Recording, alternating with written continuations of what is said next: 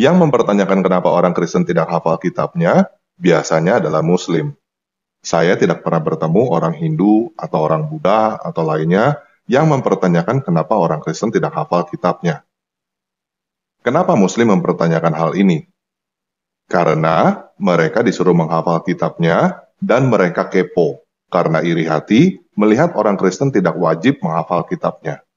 Salam teman-teman sekalian, berjumpa kembali dengan saya Arif Gunda di channel TV Laskar Kristus ini. Pada video kali ini kita akan mendengarkan satu jawaban yang luar biasa dari Bro Tan Paragi mengenai kenapa orang Kristen tidak menghafal kitab sucinya, yaitu Alkitab. Sedangkan kalau dibandingkan dengan Islam dan sesuai dengan pertanyaan seorang mak-mak juga, apakah ada orang Kristen yang bisa menghafal Alkitab? Sementara di Al-Quran katanya itu dihafal oleh jutaan orang. Nah teman-teman sekalian, ini tentu sangat perlu untuk kita menjawabnya. Oleh karenanya kita belajar dari sebuah penjelasan yang luar biasa sekali dari Bro Tan Paragi berikut ini. Kalau dalam Al-Quran, inna nahnu nazzalna dzikra wa inna lahu lahafidun. Kamilah, kata Allah, yang menurunkan Al-Quran dan kamilah yang menjaga keasliannya. Alhamdulillah. Ya, ibu sudah jadi ustaz ya tadi itu. Apa di ayat itu ada? Iya. Ada, Kak. Kalau di dalam Islam jutaan orang yang hafal Al-Quran, sehingga ketika ada salah, ada kekeliruan bisa diperbaiki. Iya, oke Bu. Dibenarkan. Terima kasih Tetapi Bu di ya. situ apakah ada yang hafal kitab Injil? Iya. Untuk menjawab pertanyaan kenapa orang Kristen tidak hafal kitabnya, kita perlu tahu siapa yang mempertanyakan hal ini dan kenapa mereka mempertanyakannya. Yang mempertanyakan kenapa orang Kristen tidak hafal kitabnya, biasanya adalah Muslim. Saya tidak pernah bertemu orang Hindu atau orang Buddha atau lainnya yang mempertanyakan kenapa orang Kristen tidak hafal kitabnya. Kenapa Muslim mempertanyakan hal ini? Karena mereka disuruh menghafal kitabnya dan mereka kepo karena iri hati melihat orang Kristen tidak wajib menghafal kitabnya. Kalau mereka ditanya, kenapa umat Muslim disuruh menghafal kitabnya? Biasanya, mereka mulai mengeluarkan macam-macam jawaban. Intinya, supaya mendapatkan imbalan dari Tuhan mereka, baik berupa pujian, berkat, surga, atau pahala. Nah, kalau kita pikir benar-benar, apakah masuk akal jika menghafalkan urusan Zainab bercerai dengan Zaid, lalu kawin dengan Muhammad di dalam bahasa Arab, akan mendapatkan pahala dari Tuhan? Tuhan macam apa yang memberikan pahala bagi orang yang hafalin urusan perceraian keluarga orang lain di dalam bahasa Arab dan tanpa orang itu mengerti apa yang dia hafalin? Sebenarnya kalau mereka mau jujur, mereka tidak tahu kenapa mereka disuruh menghafal kitab mereka. Mereka merasa hal itu adalah hal yang benar karena sering melihat orang lain melakukannya, dan karena hal itu sudah menjadi kebiasaan, lalu mencari berbagai penjelasan untuk membenarkan apa yang mereka lakukan. Di dalam dunia psikologi, ini namanya social affirmation atau pengesahan sosial. Kata sehari-harinya adalah latah alias ikut-ikutan. Nah, walaupun ini hanya latah atau ikut-ikutan, tentunya ada yang mulai. Dan kalau kita mau lihat sejarah, kita bisa lihat siapa yang mulai dan kenapa. Mungkin ada baiknya kita mulai dari Quran dulu ya. Kalau kita tanya kepada teman-teman yang Muslim, apa artinya Quran? Kemungkinan besar mereka akan jawab, Quran ya wahyu yang diturunkan oleh Allah kepada Muhammad. Namun, kalau ditanya, apa artinya Quran? Mungkin banyak yang tidak tahu. Nah, kalau kita lihat sejarah, kita akan tahu bahwa sebelum Islam, bahasa Arab hanyalah bahasa suku. Sedangkan bahasa yang digunakan secara umum di Timur Tengah pada saat itu adalah bahasa Yunani dan bahasa Aram. Sebelum Muhammad lahir, orang-orang Timur Tengah sudah mengenal kata Keryana. Apa itu Keryana? Keryana adalah sebuah kata di dalam bahasa Aram yang artinya adalah buku yang berisikan liturgi, renungan, dan lagu-lagu orang Kristen. Kita bisa melihat pada zaman ini, Kriana disebut kidung jemaat atau kidung pujian oleh orang-orang Kristen di Indonesia.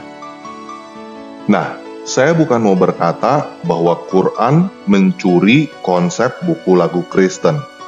Tetapi, saya mau berkata bahwa orang Kristen sudah menghafal buku lagu jauh sebelum Islam. Banyak gak orang Kristen yang hafal lagu rohani? Banyak banget. Dan orang Kristen tidak perlu dipaksa atau ditakut-takuti neraka atau diiming-imingi pahala untuk menghafal lagu rohani. Nah, jadi yang menjadi pertanyaan, kenapa orang Islam perlu dipaksa untuk menghafal Quran, sedangkan orang Kristen tidak perlu dipaksa bisa hafal Kriana atau kidung jemaat? Kalau jawaban saya pribadi sih, karena lagu rohani Kristen jauh lebih enak daripada lantunan Quran. Tetapi, itu kan selera ya. Dan itu tidak menjawab pertanyaan, kenapa Muslim perlu dipaksa untuk menghafal Quran. Jadi, kita balik ke sejarah abad ke-7 ya. Sebelum Islam, ada dua negara adidaya, yaitu Bizantin Romawi Timur dan Sasanid Persia. Bizantin Romawi Timur mayoritas berbahasa Yunani dan beragama Kristen. Sedangkan Sasanid Persia mayoritas berbahasa Aram dan beragama Zoroaster. Lalu mendadak ada sebuah suku Arab yang menjajah seluruh Persia dan sebagian Romawi. Bagaimana caranya supaya menyatukan orang Arab, Persia, dan Romawi? Caranya adalah dengan memberikan identitas baru atau politik identitas supaya rakyat lupa bahwa dia adalah orang Persia atau orang Romawi. Penguasa baru ini perlu menaikkan nasionalisme rakyatnya dengan membuat mereka merasa menjadi bagian di dalam pemerintahan yang baru di bawah kekuasaan Arab. Bentuk fisik seperti warna kulit, bentuk wajah, rambut, dan lainnya tidak bisa diubah. Yang bisa diubah dengan mudah adalah bahasa. Jadi, semua harus berbahasa Arab. Banyak pemerintah yang pernah melakukan hal ini. Salah satunya adalah Presiden Soeharto yang melarang warga keturunan Chinese untuk berbahasa Chinese dan menggunakan nama Chinese. Kenapa Presiden Soeharto melakukan hal ini? Supaya warga keturunan Chinese menjadi orang Indonesia. Paham ya? Nah, bagaimana caranya supaya semua orang bisa belajar bahasa dengan cepat? Caranya adalah dengan menggunakan lagu. Kalau teman-teman tidak percaya, silakan coba sendiri. Misalnya teman-teman mau belajar bahasa Inggris, Mandarin, Jepang, Jerman, atau lainnya, teman-teman tinggal cari lagu yang teman-teman suka, nyanyikan sambil hafalin liriknya, dan cari artinya. Teman-teman bisa gunakan metode ini untuk belajar bahasa apapun, dan metode ini sudah digunakan jauh sebelum Muhammad lahir. Paham ya?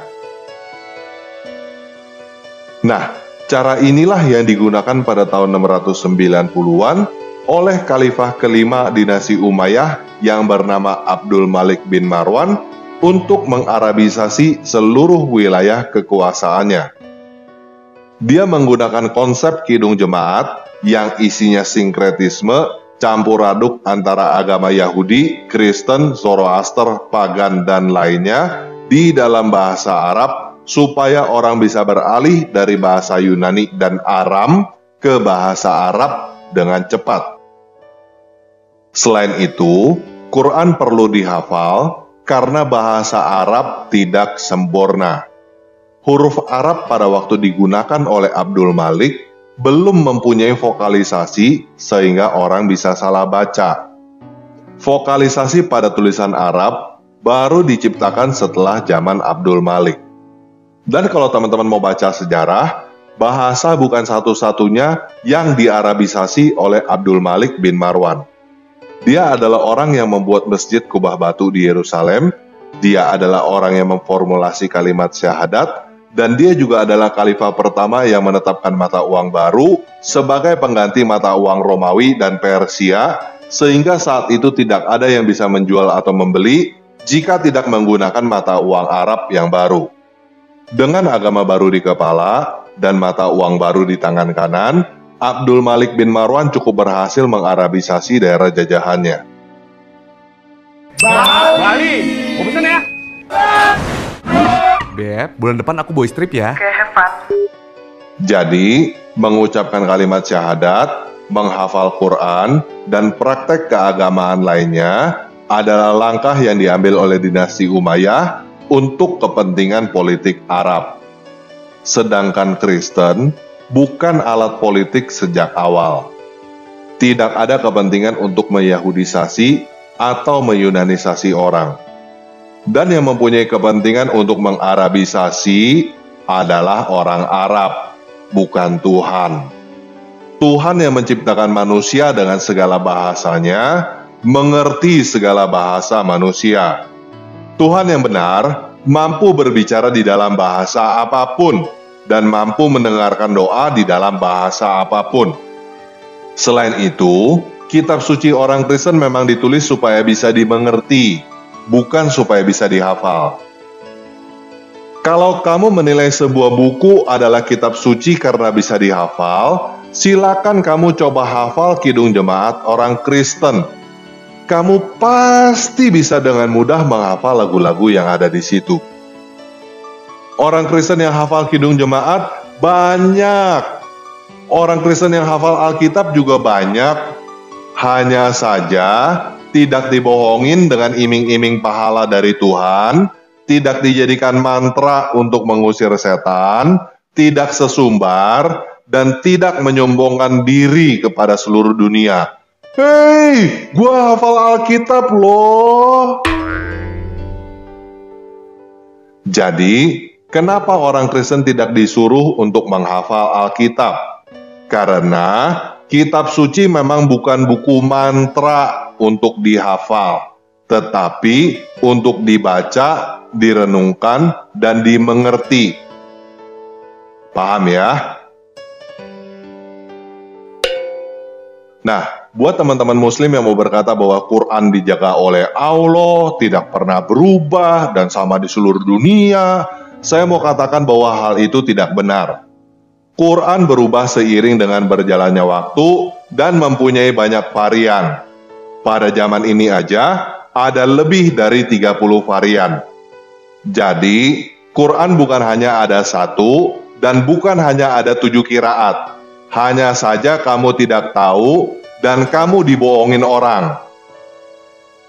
Saya sudah membuat banyak video yang membuktikan bahwa Quran berevolusi dan tidak sama di seluruh dunia. Kalau teman-teman mau tahu, silakan cari sendiri videonya di channel ini. Kalau teman-teman tidak mau tahu, masih mau percaya buta bahwa Quran tidak pernah berubah dan sama di seluruh dunia, ya itu sih terserah kamu. Saya cuma bisa berkata, kasihan deh kamu. Kamu adalah korban penjajahan bangsa Arab. Tetapi ingat, sekarang kamu punya pilihan untuk merdeka dari penjajahan bangsa Arab dan menjadi bangsa Indonesia. Oke, sekian video kali ini. Yesus Kristus penguasa saya memerdekakan kamu.